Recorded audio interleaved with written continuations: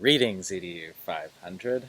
I thought I would start this video with a math t-shirt. I thought the math teachers in the class would get a kick out of this, and two, to remind you all that I am a math person, and yes, so I wear math t-shirts, but really the point is that you have your last section draft due this Saturday, and one of those is data analysis.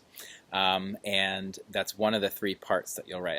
In this video I'll talk about all three of those parts, but I thought I'd talk about data analysis to say, here's the deal, take a stab at that section, but me being a math person, you can lean on me. That will be one of the pieces of feedback I will definitely give each of you. If there's something that comes to mind based on the data that you're collecting that you didn't write in there, I will suggest that for you. So don't worry about it. I know some people, the math world is kind of tricky, and you need some more support on that, and that's fine.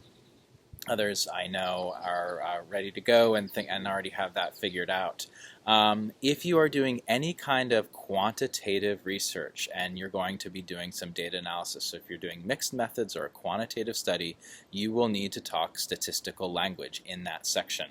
And you really have two options. You can use the phrase descriptive statistics, where you'll be talking about mean, median, and mode, and using charts and visuals to analyze the data. That is descriptive statistics. If you're doing causal comparative research or any other kind of research that uses inferential statistics, you'll want to discuss that. You'll note in the research proposal sample they use the language t-test, and that is an inferential statistical tool. So again, you take a stab at that and then I can help. If you're doing qualitative research, entirely qualitative research, then you want to use the language from the chapters on ethnography or narrative research or whatever methodology you are using to talk about, usually it's coding the data. So you transcribe the data, you transcribe the interview or whatever it is, the observation, and then you code for the themes.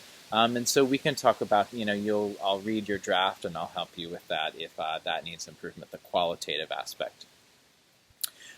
So that is the data analysis section. Ethical issues, the essential question you are answering there is how are my participants protected throughout the course of the study? How am I not harming any participants? So if you're doing any kind of survey or any kind of study where they're actually with the survey, it's just you consent by doing the survey.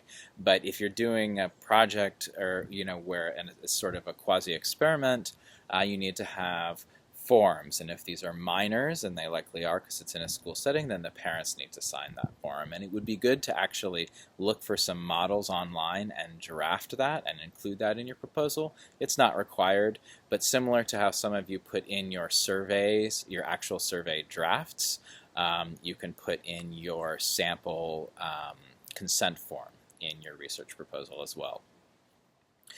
So that's ethical issues. You're really just addressing, and if you're using pre-existing data, you just have to say that all identities are anonymous, and it would be good to also reiterate that you have anonymized the school and everything, so there's no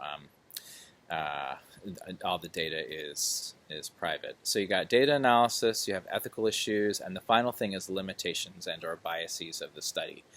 This one can be difficult for people to think about, wrap their heads around, but limitations, you're really just saying what's the scope of my study? So the scope of my study is I'm looking at this particular thing.